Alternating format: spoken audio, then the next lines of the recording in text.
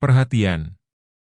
Konten ini mengandung konsep esensi ilahiyah yang membutuhkan aspek pemahaman mendalam, yang kemungkinan hanya dapat diakses dengan keterbukaan hati dan pikiran, untuk mencapai tingkat pencerahan dan kesadaran yang lebih tinggi. Assalamualaikum warahmatullahi wabarakatuh. Salam sejahtera untuk kita semua. Pertama-tama kita panjatkan puji dan syukur kehadirat Allah Subhanahu wa Ta'ala, Tuhan yang telah maha kasih sayang, telah memberikan kasih sayang yang berkelimpahan untuk kita semua, untuk bisa hidup di dunia ini, melakukan pembelajaran spiritual, dan masuk pada malam hari ini mudah-mudahan kita mendapatkan kesadaran-kesadaran baru yang bisa kita jadikan kesadaran bagi diri kita sejati untuk semakin dekat kepada sumber dari kita semua. Malam hari ini sebenarnya ini saya beberapa udah saya bahas kemarin waktu ketemu di kajiannya Kang Abu Marlo di kajian yang hari Rabu itu ya. Tapi saya mau bahas lagi karena di sini beberapa teman-teman mungkin belum ikut itu ya, belum dengar ya, yaitu mengenal diri, mengenal Tuhan.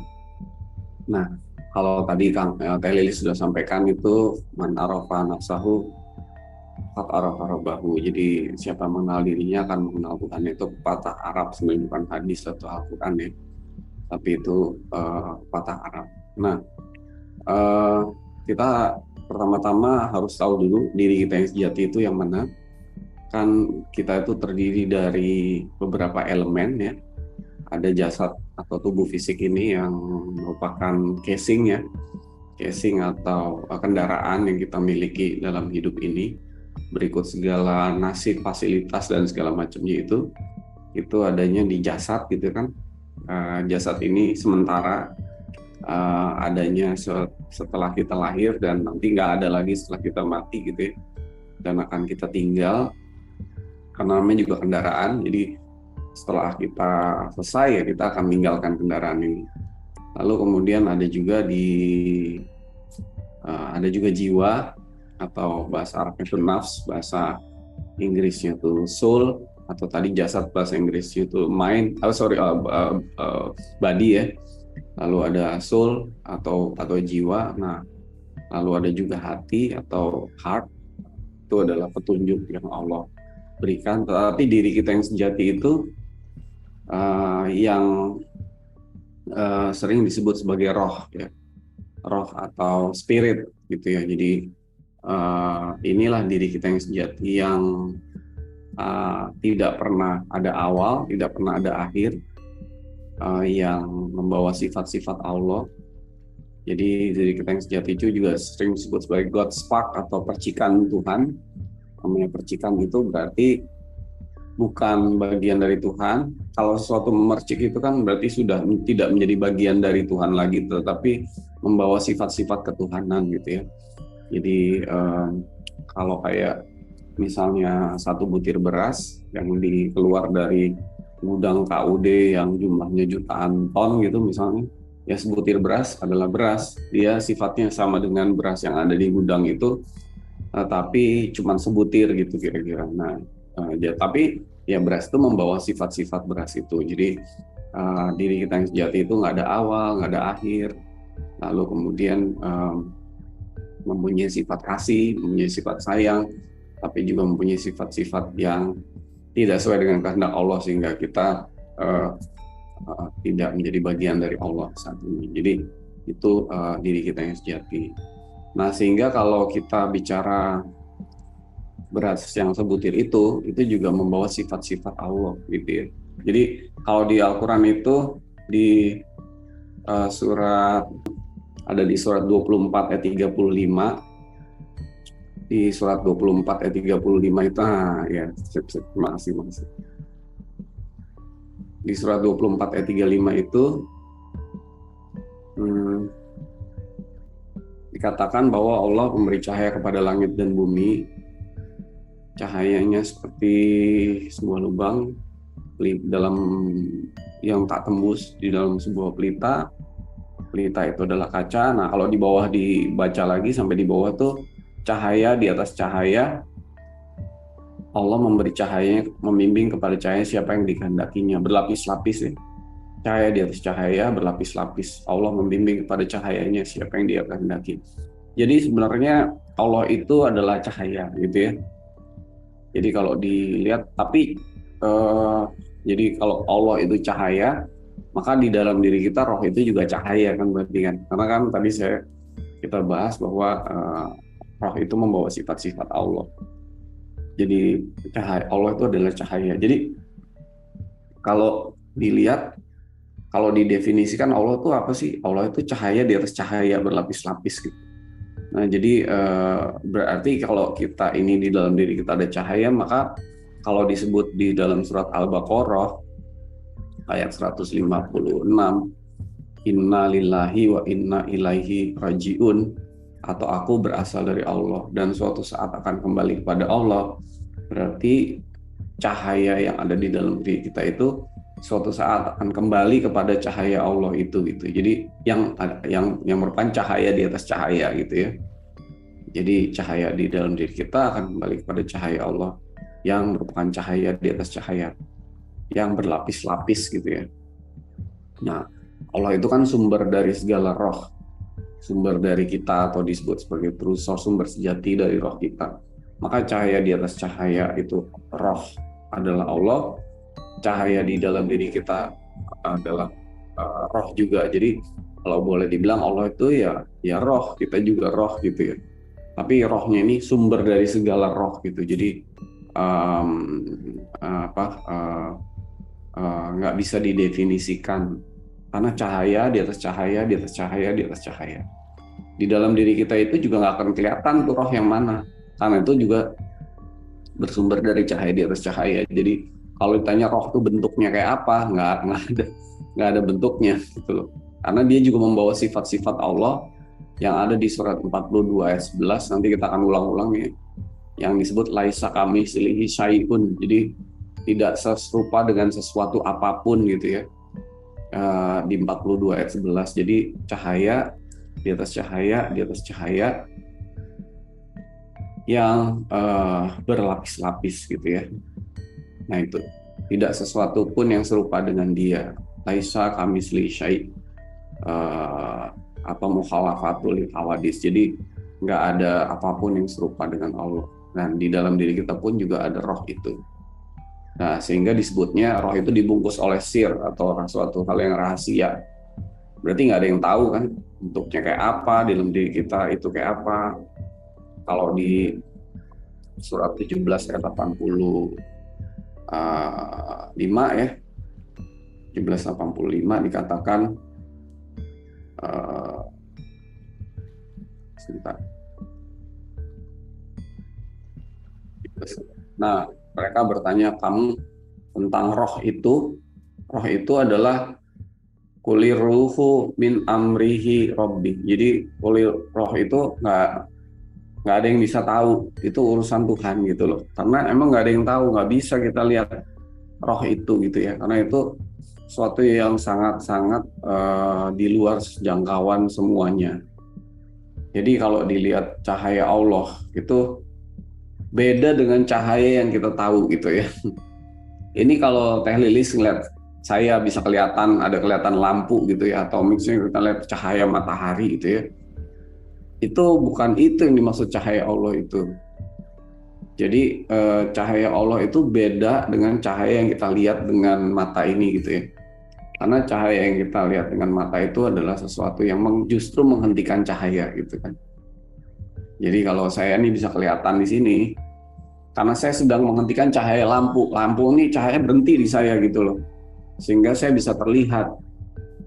Segala sesuatu objek materi yang ada di alam semesta ini adalah segala sesuatu yang bisa kita lihat, kita dengar, kita rasakan, kita bau, kita apapun. Semua itu adalah justru yang menghentikan cahaya Allah gitu ya.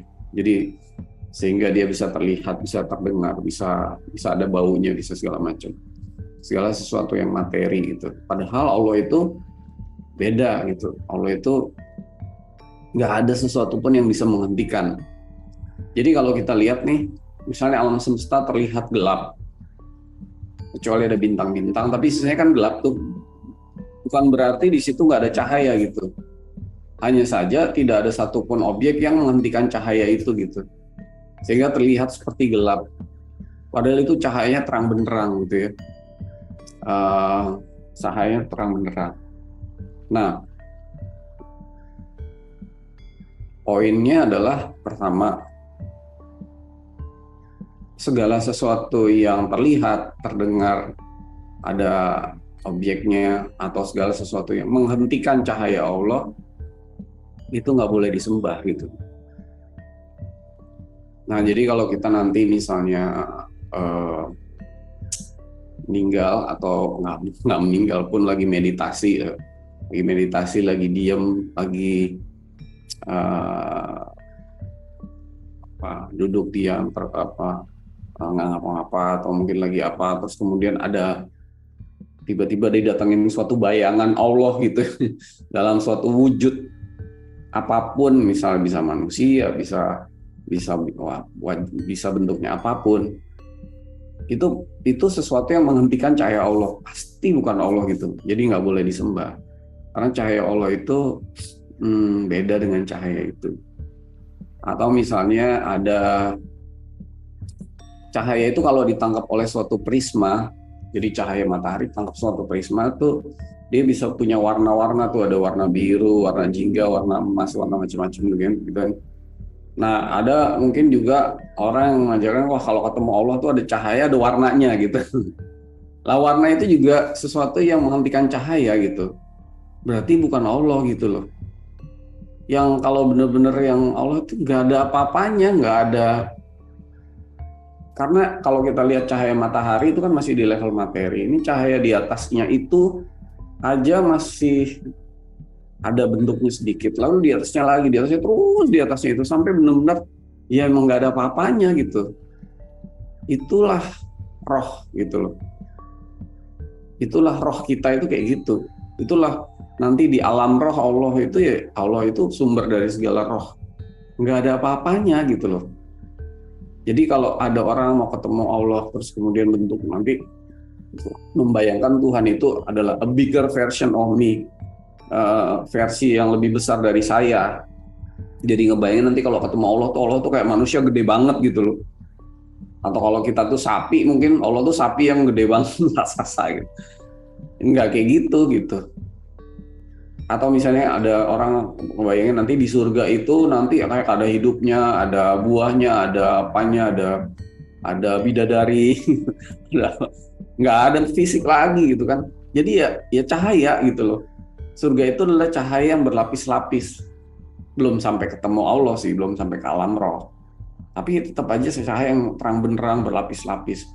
Bukan jadi terang silau kayak kita ngelihat lampu gitu. Nah, jadi konsepnya tuh bukan seperti cahaya seperti itu.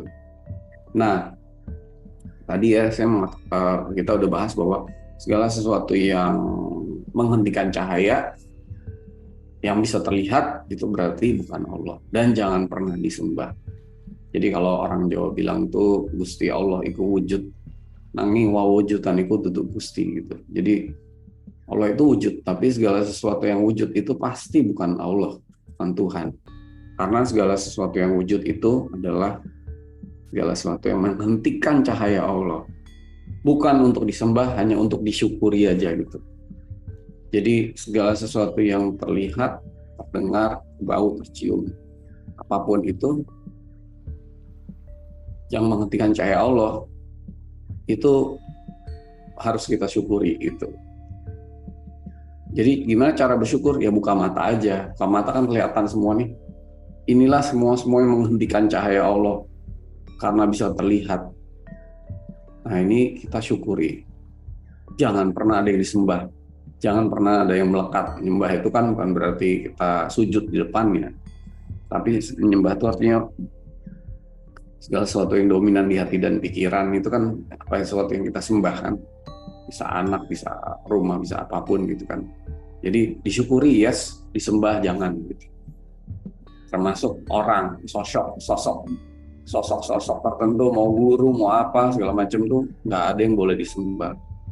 Jadi artinya kita syukur Allah kirimkan semua ini untuk kita belajar lebih jelas lagi.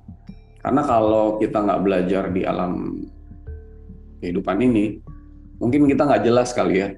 Begitu dikasih sesuatu yang real begini, jadi jelas gitu. Pelajarannya, apa-apanya tuh jadi jelas.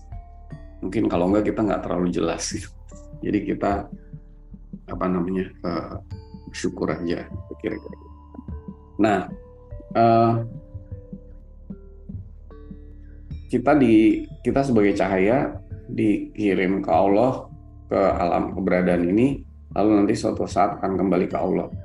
Kembali ke Allah itu bukan berarti kan Allah nggak bisa dimiliki, Allah itu nggak bisa didefinisikan, Allah itu nggak bisa kalau kita kembali ke Allah gitu terus kita menjadi bagian dari Allah, nggak bisa gitu. Jadi secara konsepnya itu, kalau kita mau bicara konsep, kembali ke Allah itu ya seperti larut aja di dalamnya gitu.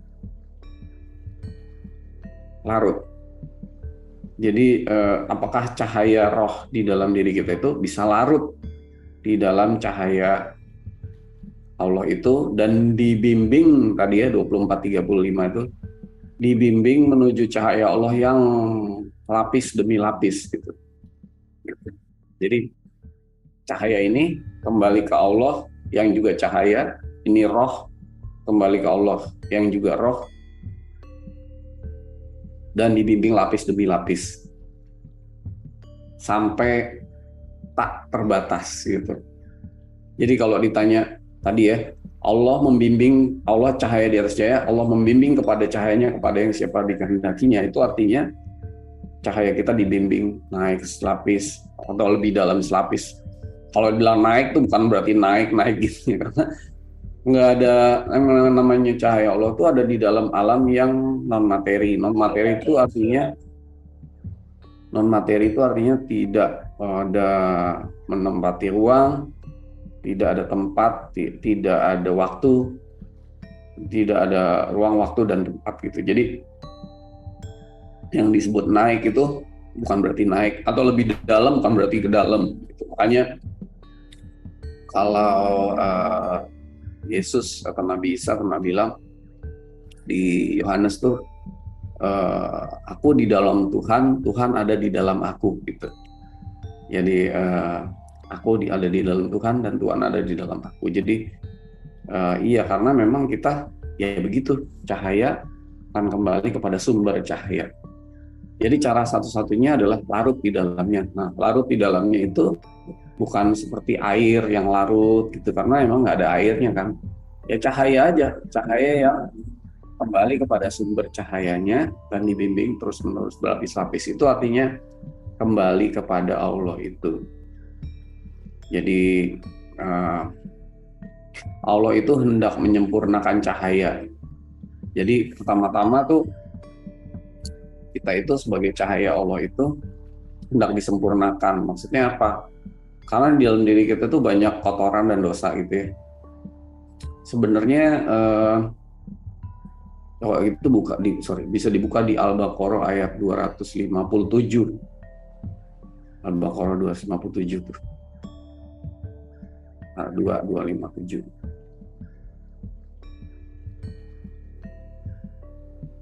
Nah ini.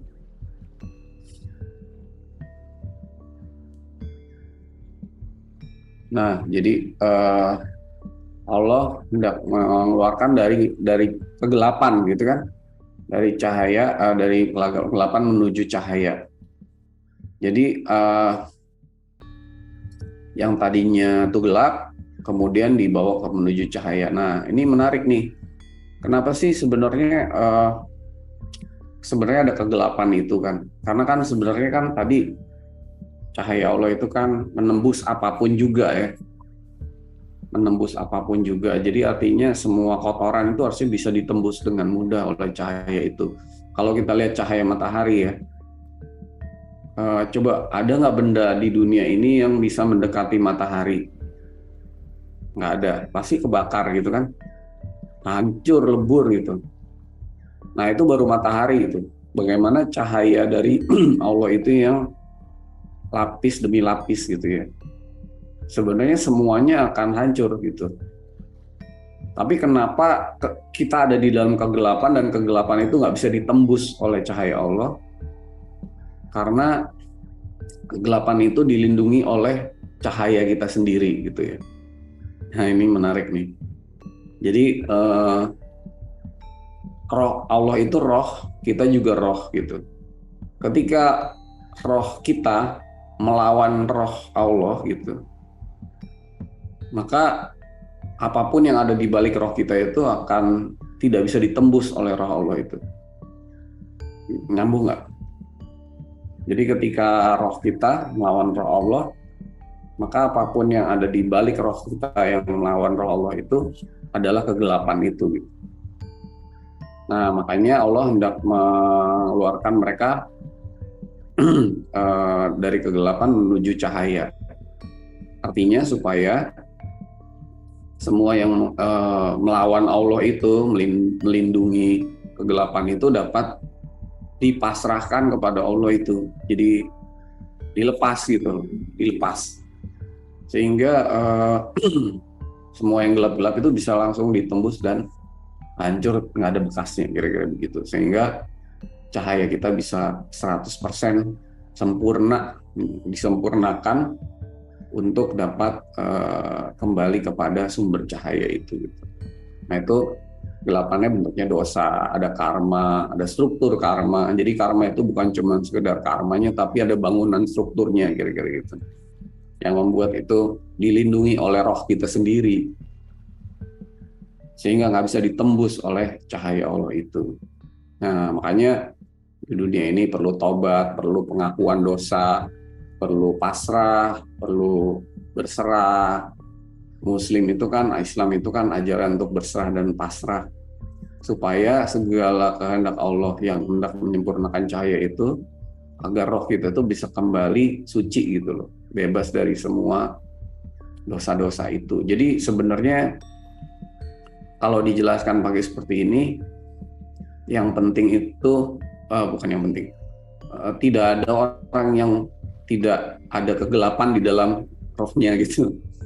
Semua itu pasti punya kotoran, punya dosa, punya struktur karma, sehingga dia hidup lagi di bumi ini gitu ya.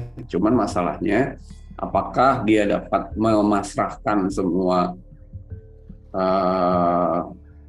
keberpalingan dari cahaya Allah itu untuk kemudian dapat memasrahkan semua yang melindungi kegelapan-kegelapan itu untuk supaya kegelapan dan strukturnya, karmanya semua itu atau segala kesalahan itu akan dapat dipasrahkan untuk ditembus oleh cahaya Allah, sehingga akan hancur tidak berbekas, kira-kira gitu, sehingga rohnya dapat kembali kepadanya.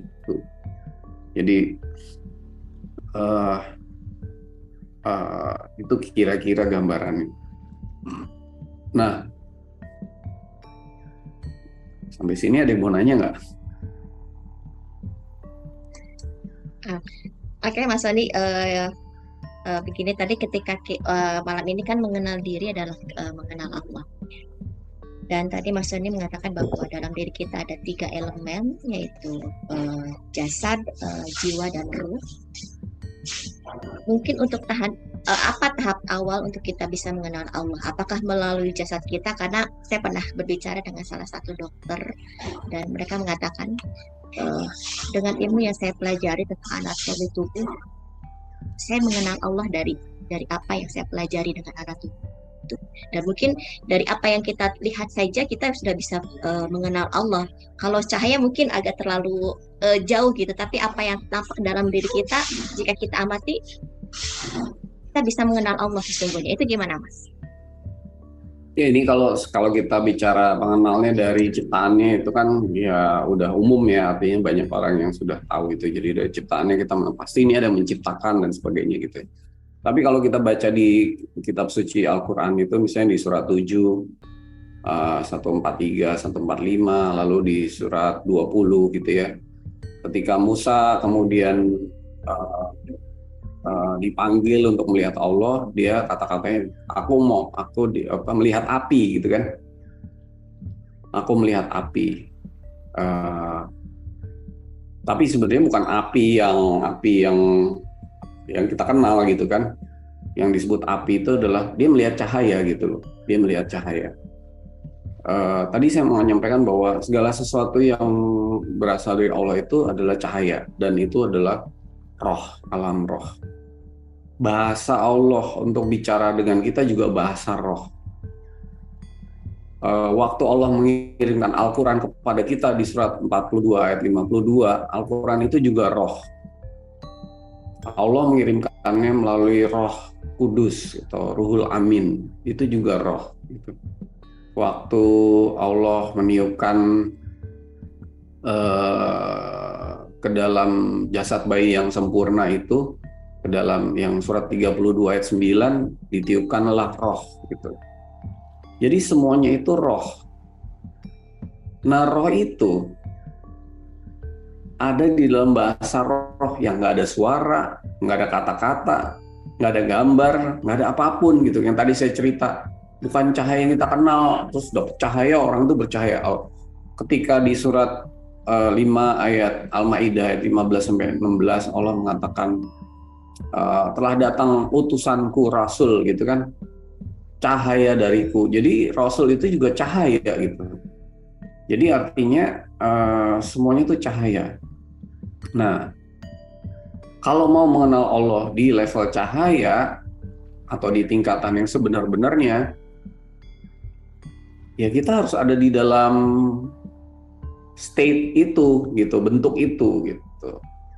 State of being-nya itu, yaitu ada di dalam kesadaran yang ada di alam roh, yang nggak ada kata-kata, nggak ada suara, nggak ada bahasa, nggak ada apapun gitu loh. Makanya semua orang yang mendapat pencerahannya ketika ada di dalam kesadaran itu. Kesadaran itu didapatkan ketika kita benar-benar nggak ngapa-ngapa gitu loh. Kalau dibilang itu do nothing is the highest thing. Jadi nggak ngapa-ngapa itu adalah hal yang paling tertinggi. Ngapa-ngapa itu bukan tidur ya, karena tidur tuh masih melakukan sesuatu loh. Orang tidur tuh berarti ngapa-ngapa gitu. Ngapa-ngapa gitu. Jadi justru pada saat dia meditatif itu itu ada di dalam level tertinggi dari kesadaran dan kewaspadaan gitu, alertness and awareness gitu. Jadi di dalam meditatif itu, disitulah Tuhan berkata-kata gitu kira-kira. Karena yang tadi kita cerita itu, Allah tuh di alam roh loh. Bahasanya bahasa ajam. Kalau di Quran dibilang di surat berapa tuh 160-163 itu katakan bahwa Allah itu, Al-Quran itu turunkan dalam bahasa ajam gitu kan.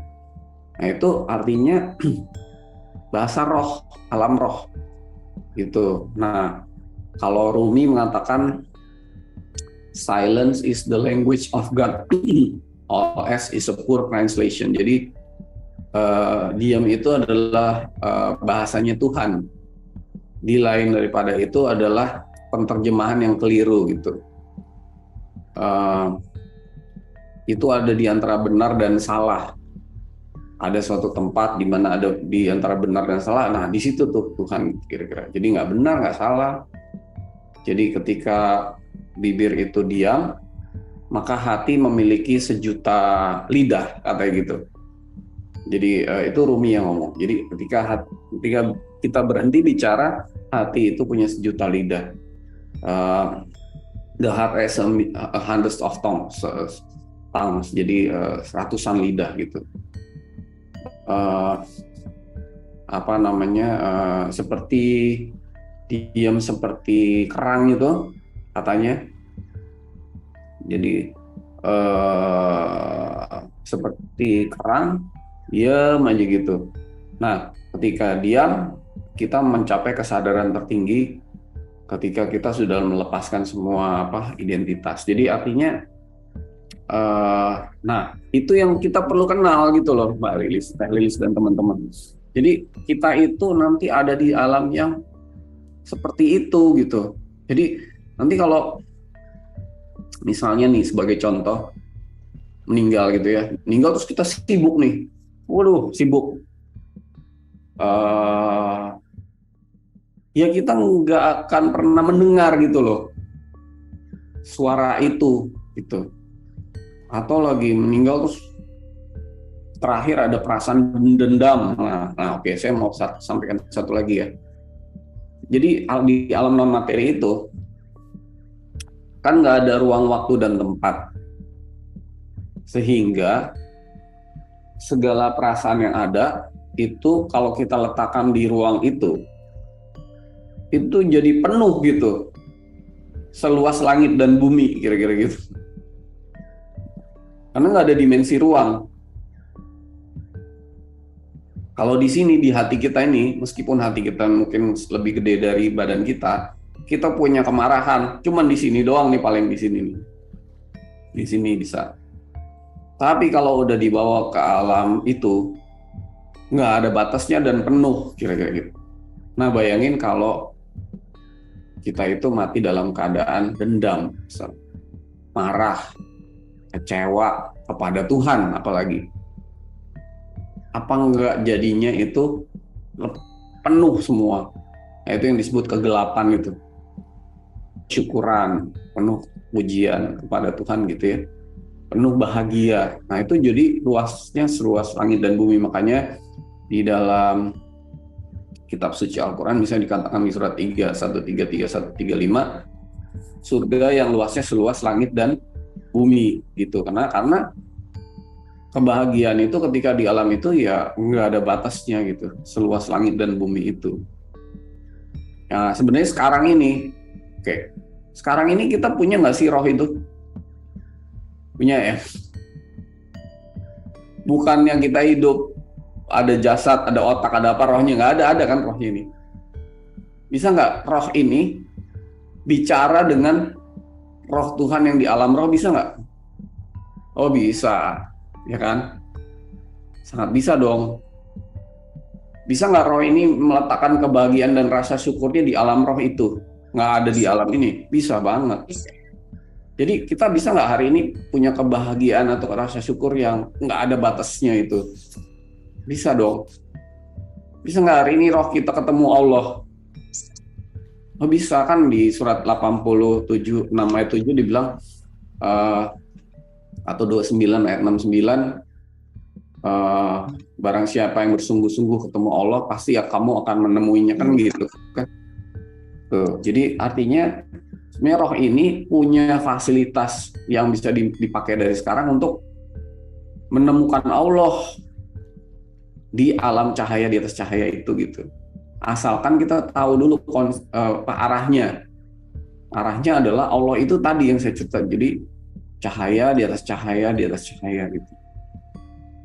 Yang bukan cahaya yang kita kenal gitu, kira-kira gitu. Nah, ketika kita itu sudah sadar itu kita juga cahaya, maka kita bisa sebenarnya kembali kepadanya gitu pada saat kita masih hidup, nggak usah nunggu mati kira-kira gitu. Karena kembali kepada Allah artinya cahaya roh ini dalam keadaan ada di bahasa di alam roh, berarti nggak ada suara, nggak ada kata-katanya, ada di dalam kesadaran itu, dibawa kepada cahaya Allah yang berlapis, lapis demi lapis demi lapis demi lapis gitu. Nah, masalahnya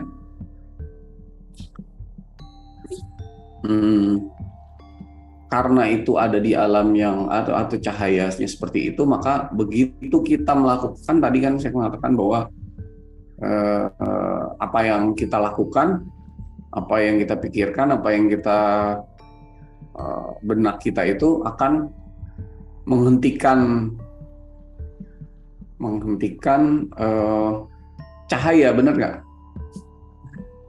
Jadi yang tadi menghentikan cahaya bukan cuman kalau Mbak Lilis ngeliat saya sekarang, ini kan menghentikan cahaya nih. Tapi begitu saya nanti di alam itu berpikir, bicara, macam-macam gitu, atau mungkin punya keinginan gitu, menghentikan cahaya tuh. Nah, ini menariknya. Ya benar-benar harus pasrah banget ya gitu deh. Islamnya tuh benar-benar harus, maka dibilangnya kan di surat 2 ayat 132 ya. Jadi ittaqullaha haqqa tuqatih wa la tamutunna illa wa antum muslimin. Jadi janganlah kamu mati kecuali dalam keadaan pasrah, benar-benar pasrah gitu. Jadi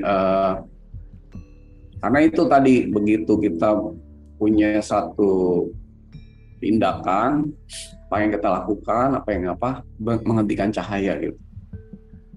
Stop di situ gitu. Benar-benar harus benar-benar yang pasrah banget gitu.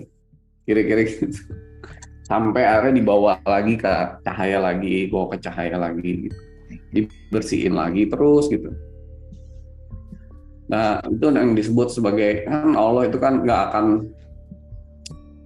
mengampuni segala-galanya, karena memang semua yang tersembunyi di balik roh kita yang melawan Tuhan itu sebenarnya begitu pasrah, habis aja gitu. Nggak peduli dosanya segunung apapun gitu ya. Nggak ada yang bisa melawan cahaya itu gitu, kira-kira gitu. Nah, jadi kalau dibilang sebenarnya sesimpel itu sih,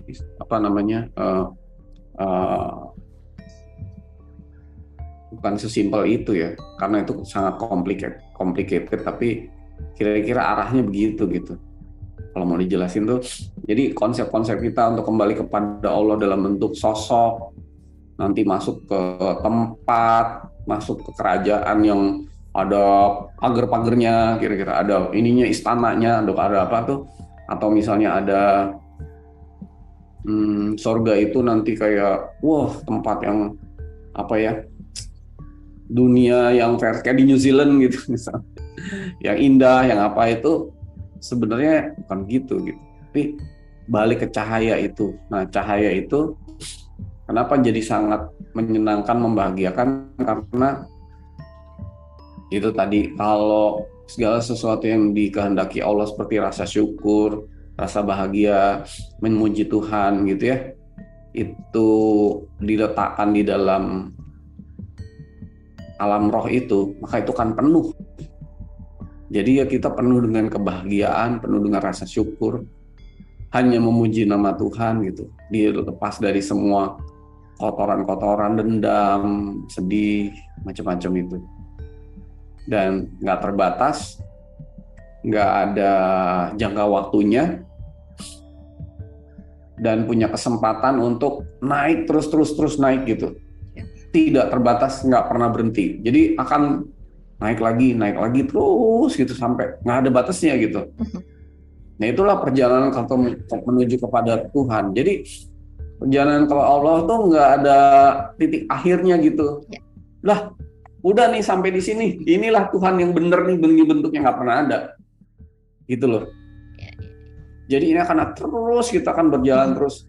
Roh kita tuh nggak akan kenal berhenti untuk ya bisa semakin mendekat atau semakin menjauh dari Tuhan itu.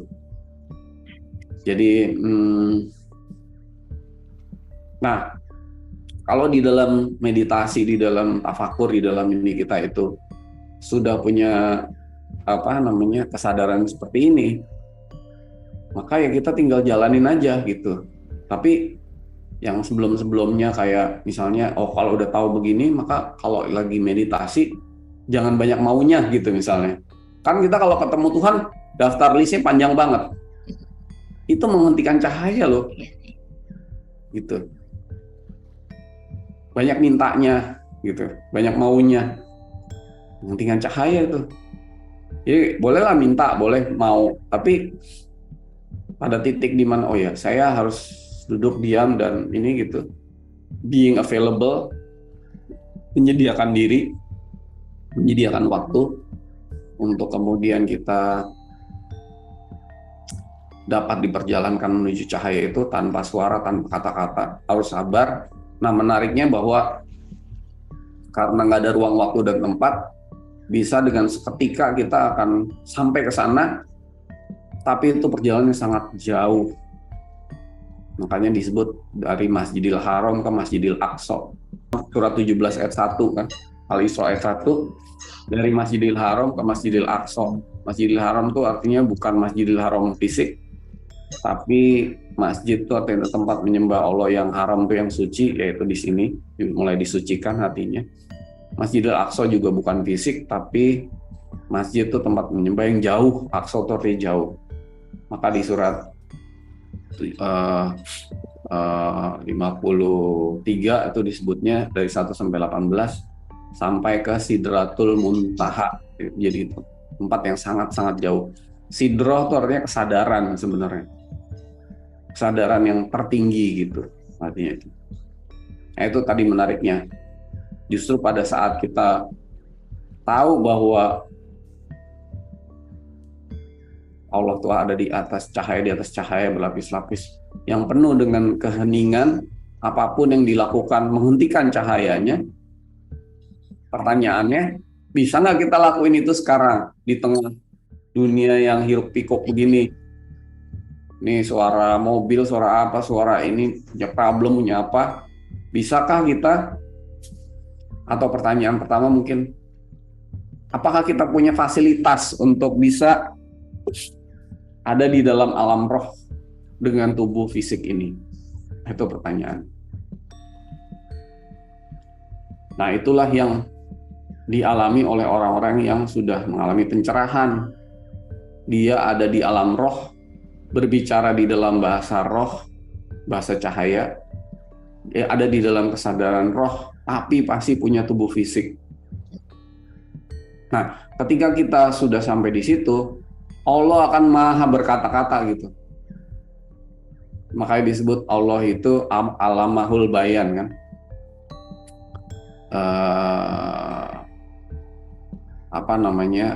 Menjelaskan dan selalu berkata-kata. Al-Qalam, maha berkata-kata. Karena berkata-katanya nggak ngomong kayak kita gini, nggak. Tapi ada di dalam bahasa ajam, bahasa yang nggak ada suara, nggak ada kata-kata, nggak ada apa-apa. Tapi roh kita tahu gitu. Nah itu, jadi semua orang punya roh, semua orang ada di alam roh saat ini juga. Bukan berarti ketika kita hidup nih, lalu kita terdisconnect dengan alam roh, enggak. Salah itu. Kita tetap ada di alam roh. Yang mendiskoneksi kita dengan alam roh adalah kesibukan kita, apa yang kita lakukan, kotoran-kotoran. Tapi kotoran itu bisa bersih lah. Kesibukan, nggak pernah menyediakan diri untuk meditasi, untuk zikir, untuk tafakur. Bahkan pengajiannya pun hiruk pikuk gitu ya. Jadi artinya ke Allah juga, ke Allahnya aja hiruk pikuk gitu. Enggak, ya kan kalau kita pengajian kebanyakan hiruk pikuk gitu. Enggak yang duduk diam mencoba untuk ada di alam roh itu gitu. Pada saat yang sama ketika kita di alam dunia ini, kira-kira gitu. Mungkin ada pertanyaan lagi nggak dari teman-teman? Silakan. Iya, terima kasih Mas Arni. Ini sudah ada Bu Tisi yang sudah raise hand. Mangga Ibu. Assalamualaikum Teh Lilis. Assalamualaikum Mangga Mas Ibu. Tony. Suaranya kedengeran? Kedengeran Ya, suaranya? Kedengeran Bu, jelas. Wajahnya aja nggak kelihatan Bu. Oh, ini emang sengaja off cam karena ada sedikit kendala teknis. Nggak apa-apa. Enggak. Tanpa kamera.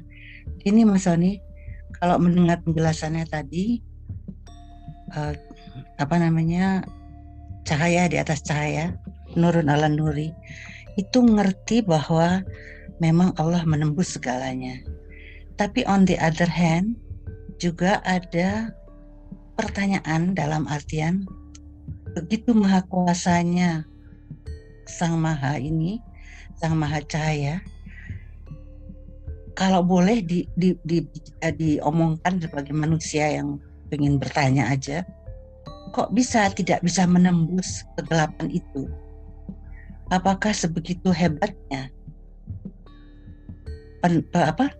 penghalangan oleh manusia itu oleh si cahaya yang kecil, percikan cahaya ini, sehingga bisa menutupi cahaya yang besar. Kalau saya mendengar, udah mengerti bahwa Allah itu akan membawa kita dari setiap lapisan seperti bawang, kalau kata Kang Abu, dibuka sedikit, makin lama makin ini. Dan tidak ada ruang, tidak ada waktu, tidak ada tempat.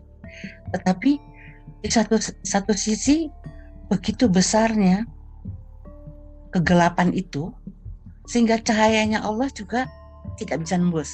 Karena kan kita sudah tahu bahwa tidak ada yang tidak diterima tobatnya kalau dia sebelum meninggal dia sudah bertobat, dia akan diterima, diampuni dosa-dosanya. Jadi boleh tolong dielaborate Mas Sani.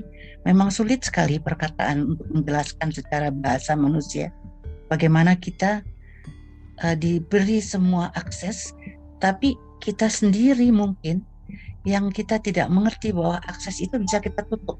Mungkin seperti itulah kurang lebih pertanyaan saya, walaupun saya mencoba untuk membayangkan semuanya cahayanya itu. Makasih Mas Sani. Ya, terima kasih Bu Tizi. Jadi Allah itu kan maha kuasa ya. Jadi maha kuasa itu tadi saya katakan, kalau kita bawa semua benda yang ada di bumi ini, termasuk bumi inilah, mendekati ke matahari, akan hancur sebelum sampai ke matahari. Apalagi nih cahaya Allah yang di atas cahaya, di atas cahaya, di atas cahaya. Jadi sebenarnya semua kotoran kita itu kan gede banget gitu loh. Kalau dibilang mungkin luasnya seluas bumi, lebih gede dari bumi ini gitu masing-masingnya tadi. Secara kalau secara meskipun non fisik gitu ya. Cuman kenapa Allah tidak bisa menembus kegelapan itu tadi, karena kegelapan itu dilindungi oleh roh kita sendiri. Kalau Allah itu di atas semua kekuasaannya, Allah itu maha pengasih dan maha penyayang gitu. Yang pertama. Yang kedua, karena Allah maha pengasih maha penyayang, Allah itu memberikan pilihan yang sebebas-bebasnya, kalau dibilang tuh free will gitu ya, kepada kita untuk bisa beriman, bisa juga enggak kan gitu kan, kalau di Quran surat 67 awal gitu. Jadi kita tuh nggak dipaksa gitu, roh itu nggak dipaksa untuk hanya selalu nurut aja kepada Allah.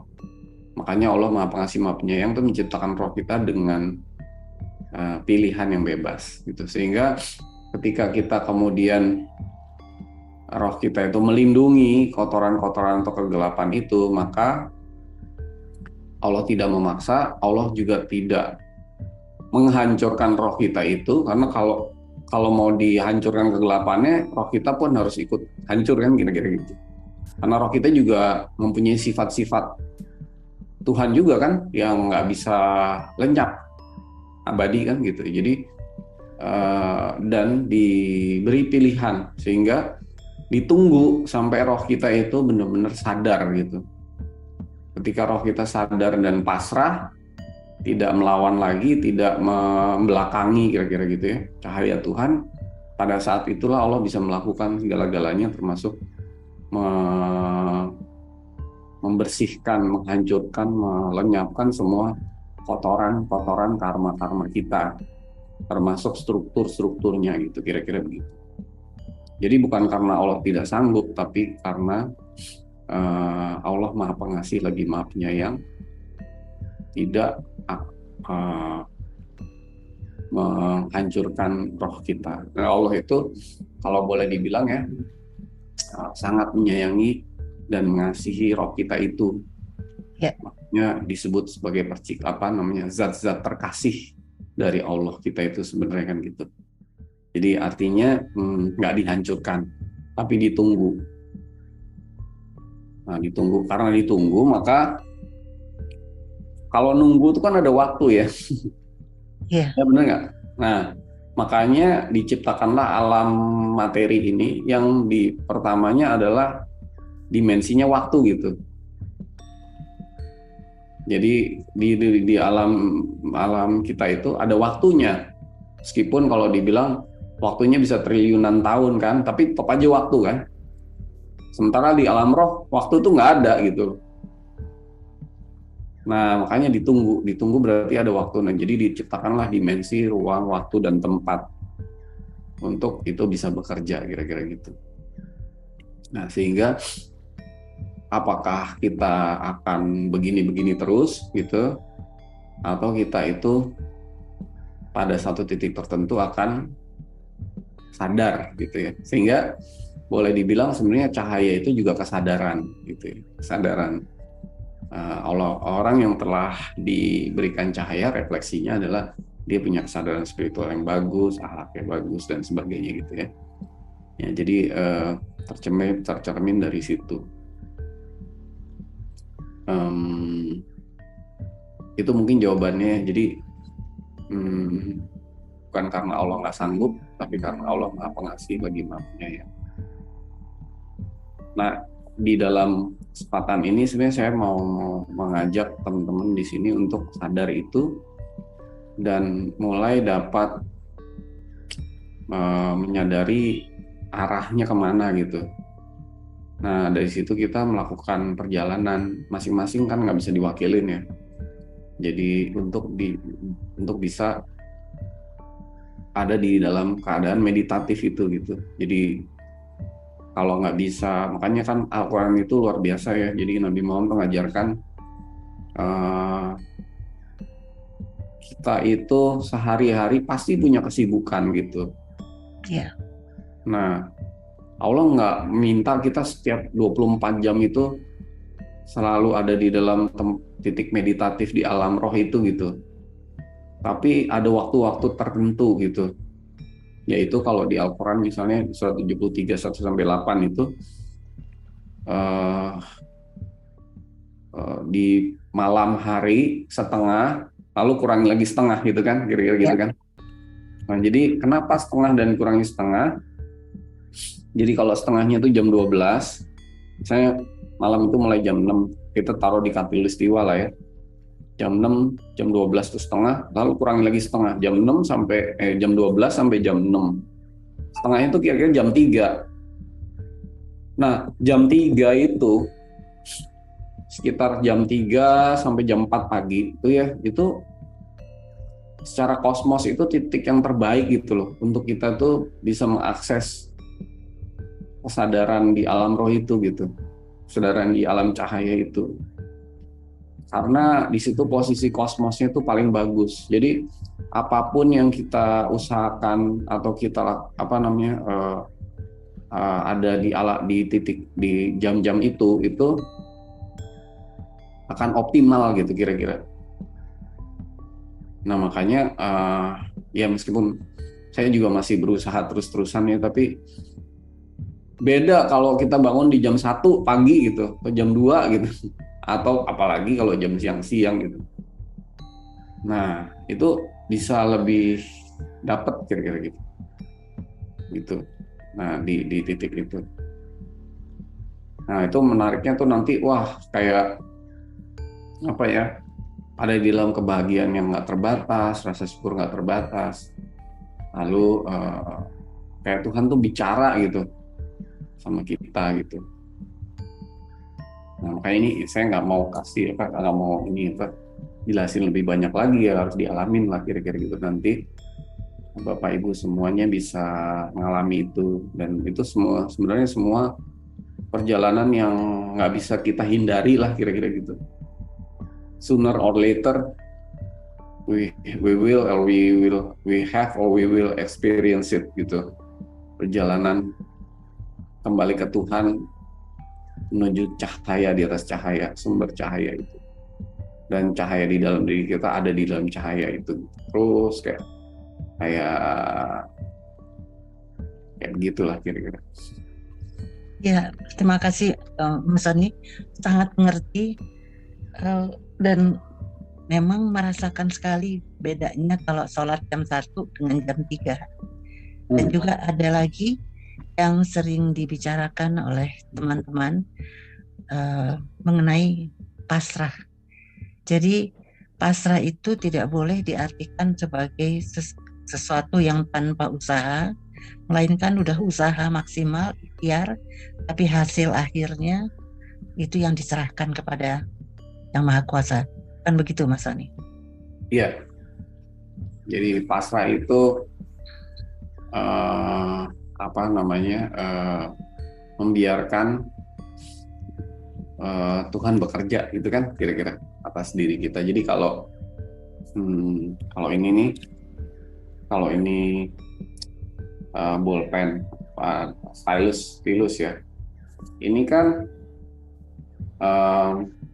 nggak bisa bergerak sendiri, betul nggak? Jadi kalau dari sini pindah ke sini, pasti ada yang mindahin kan? Apakah bolpennya sendiri itu berusaha atau bekerja atau melakukan sesuatu? Kan enggak, ya kan? Tapi kan ada tangan yang memindahkan ini gitu ya. Sama kayak Isra Mi'raj juga. Isra Mi'raj itu kan Nabi Muhammad nggak jalan sendiri. Dia diperjalankan. Maha suci Allah yang telah memperjalankan hambanya, betul nggak? Bukan Nabi Muhammad yang telah berjalan dari Masjidil Haram ke Masjidil Aqsa, bukan kan? Tapi Allah yang memperjalankan hambanya itu ke Masjidil Aqsa atau ke Sidratul Muntaha itu. Jadi ketika ini berjalan, karena gini, perjalanan menuju Allah itu, kalau kita yang berjalan, kita nggak tahu tuh mau kemana, mau ngapain, arahnya kemana, menuju apa, udah sampai di mana, nggak ada yang tahu kan? Ya. Mau kemana coba? Kalau Allah mau kemana? Allah emang ada di mana? Allah ada di mana-mana. Tapi kembali ke Allah tuh gimana gitu? Nggak akan tahu, kita nggak punya konsep aja. Begitu kita punya konsep pasti salah aja gitu.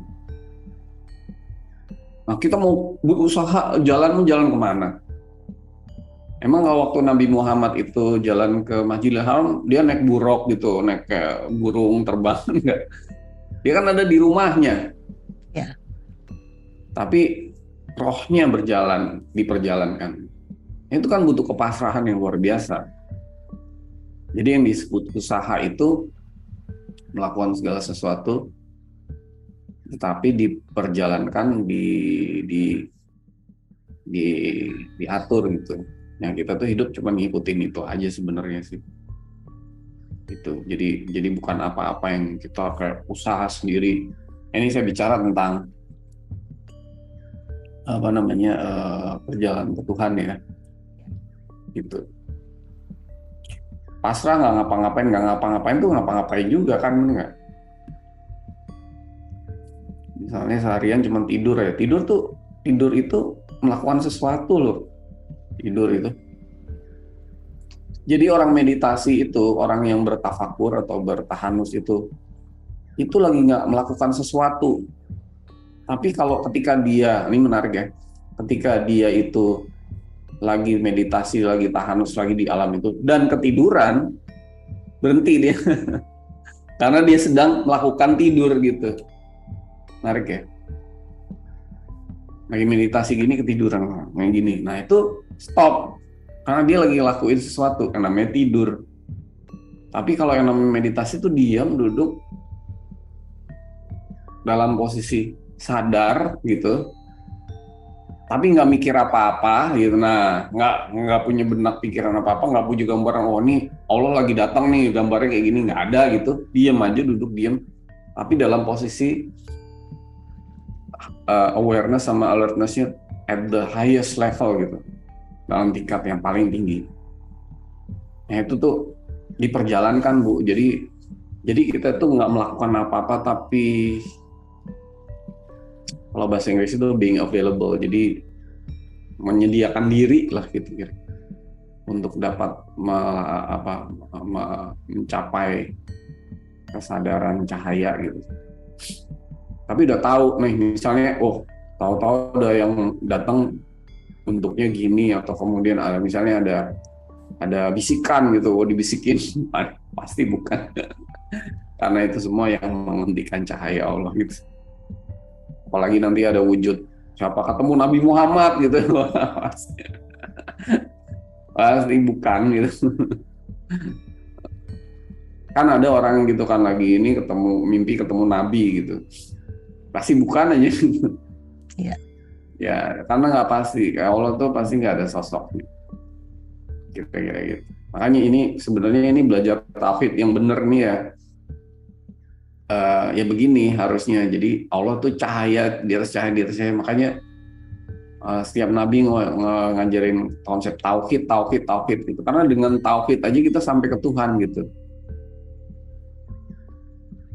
Kalau kita punya konsep tentang Tuhan nggak akan nyampe gitu ke Tuhan. Gitu. Nah di titik lagi berikutnya Allah itu bisa dicapai dalam kondisi apa yang terjadi di alam roh ketika tidak melakukan apa-apa. Ini ya teman-teman di sini ya, di alam roh itu segala sesuatunya tuh dianugerahkan gitu, bukan diusahakan gitu. Nggak ada orang di alam roh itu atau zat Allah di alam roh itu berusaha kerja gitu, lembur gitu nggak ada, baru dapat gitu nggak ada. Semua tuh dianugerahkan. Nah kalau dianugerahkan, ya berarti apa sih kerjaan roh di alam roh itu? Memuji Tuhan, bersyukur pada Tuhan. Itu kerjaannya gitu. Menarik ya? Ya. Kalau ada kan orang bilang, wah nanti kita hidup di dunia ini memuji Tuhan, beribadah, nanti di akhirat kita ongkang-ongkang aja, apa ada minum wine gitu kan, bidadarinya 72 gitu, atau apa gitu, hura-hura, dugem gitu kali gitu ya. Ya nggak gitu kan, malah ya itu kan apa ya, iming-iming lah ya di Quran gitu ya. Cuman ketika di alam roh kembali ke Tuhan, semua zat Allah hanya memuji namanya, mensucikan namanya, bersyukur kepadanya gitu. Gitu.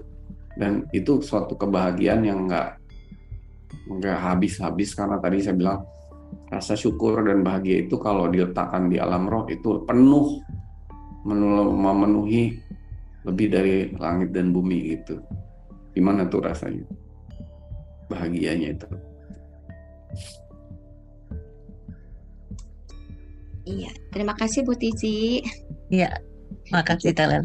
Nggak berasa ya, udah jam 9.15 aja nih. Gimana Mas, mau lanjut Mas? Ya, biasanya selesai jam berapa? Kita Mas ininya aja. Oh ya, oke. Nanti lanjut terus. Oke. Ibu Bapak, barangkali ada pertanyaan lagi yang harus disampaikan ke Mas Soni, dipersilahkan. Oke, sambil menunggu, gini Mas, terkait bahwa Allah itu cahaya, kan Allah itu meliputi segala sesuatu. Tadi dikatakan bahwa kegelapan roh itu justru kita yang melindunginya. Tapi sebenarnya kegelapan itu kebagian dari Allah juga ya kan Mas? Kegelapan itu gini, kalau Allah itu cahaya, maka kegelapan itu ya gini deh, susah ya ngomong. Kan Allah itu cahaya di atas cahaya. Ya. Cahaya di atas cahaya meliputi segala sesuatu. Kegelapan itu ada cahayanya nggak? Nggak ada. Ya itu gitu. Tapi ketika kegelapan itu kenapa ada? Karena kita melindunginya.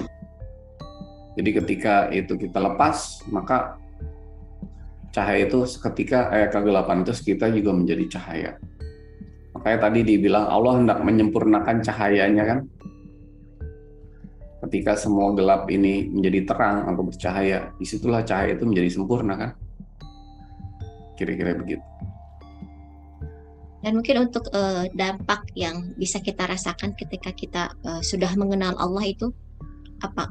Damai, bahagia, itu gitu. Begitu Ya kan? coba aja teh lilis gini deh, teh lilis gini ya, malam coba lagi duduk meditasi tenang, bangun jam 3 gitu ya.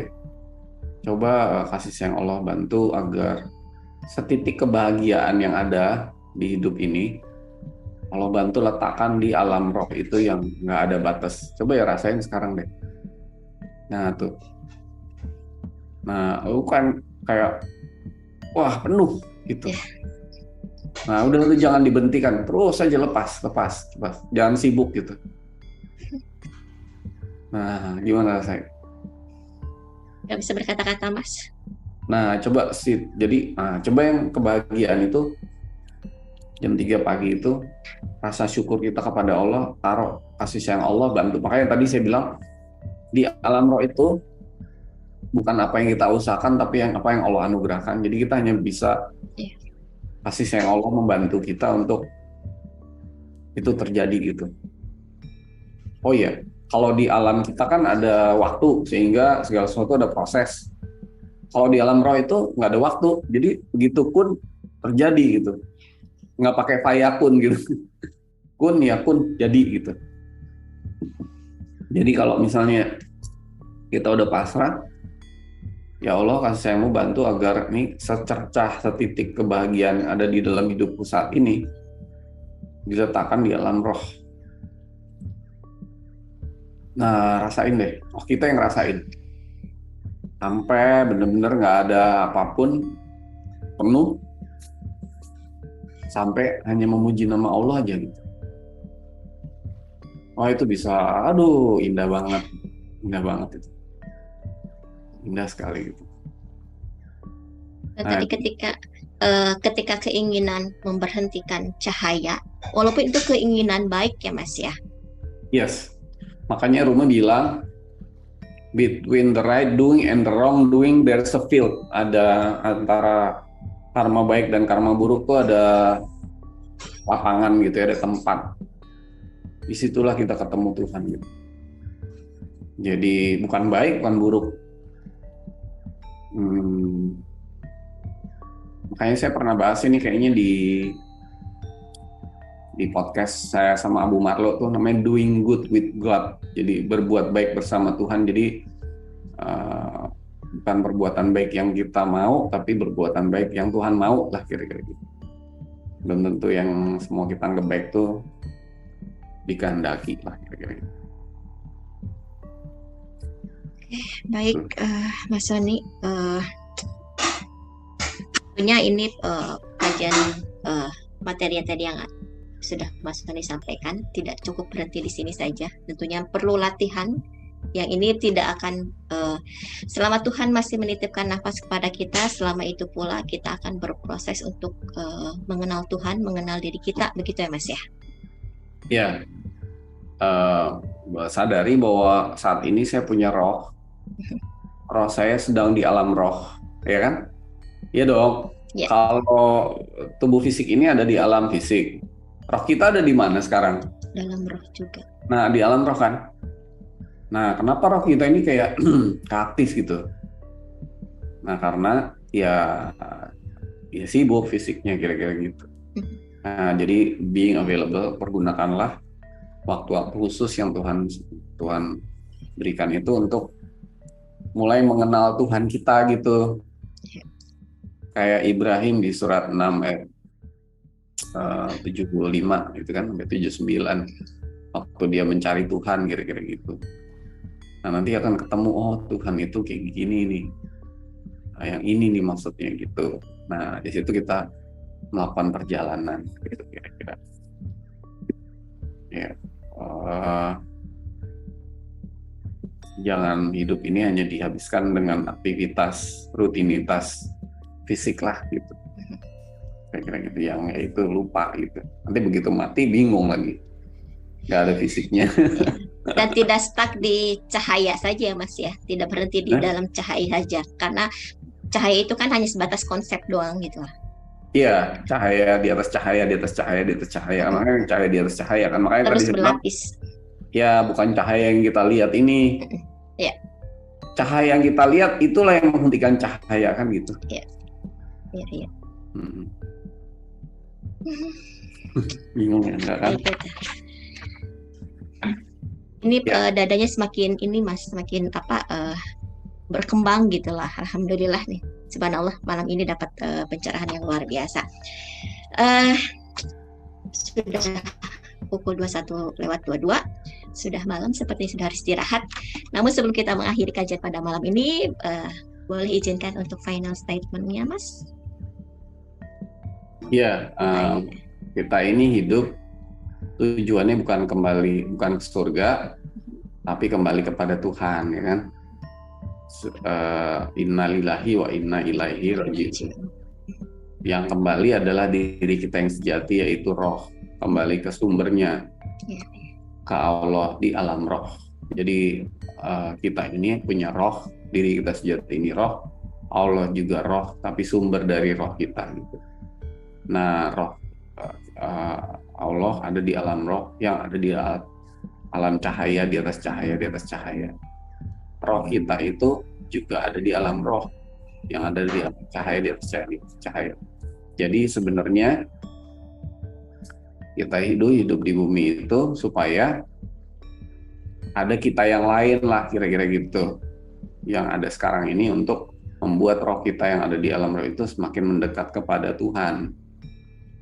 Nah, alangkah indahnya ketika kita hidup, meskipun ada diri kita yang lain, yaitu sekarang fisik ini, tapi roh kita yang di alam roh itu dapat terus berkomunikasi, terus mendekat, terus dibimbing cahaya di atas cahaya, di atas cahayanya, termasuk dibimbing untuk melepaskan semua apa-apa yang kita lindungi, yaitu kegelapan itu, sehingga bisa ditembus oleh cahaya Allah, sehingga roh kita itu semakin bersih, semakin suci, semakin bebas dari semua kegelapan, sehingga cahaya Allah itu sempurna, baik di dalam diri kita maupun secara keseluruhan gitu. Nah, itu perlu dilatih, nggak ada metodenya, nggak ada caranya. Kalau udah tahu ada caranya, berarti kita melakukan, benar nggak? Lalu pertanyaan kita, gimana caranya? Lah, kalau gimana caranya, berarti kita mau melakukan apa, benar nggak? Nggak ada yang bisa kita lakukan, semua itu dianugerahkan. Jadi kalau ditanya caranya, kalau saya mesti ngapain? Ya nggak ngapa-ngapain gitu. Kalau kamu udah mau mikir mau ngapain, artinya kamu sedang mau melakukan sesuatu yang justru menghentikan cahaya itu gitu loh. Lalu apa yang saya harus doakan, apa sebut harapan saya? Nggak perlu. Semua itu menghentikan cahaya gitu. Jadi yang harus lakukan apa? Pasrah, berserah, bersyukur, memuji Tuhan. Gitu. Pasrah bukan pasrah yang dari kita, tapi pasrah yang dianugerahkan. Berserah bukan berserah dari kita, tapi berserah yang dianugerahkan gitu. Memuji Tuhan bukan memuji Tuhan yang dari kita, tapi memuji Tuhan yang dianugerahkan. Karena di sana semuanya dianugerahkan, bukan dilakukan atau diupayakan. Gitu. Mungkin itu aja kali ya. Iya, baik. Terima kasih Mas Sony.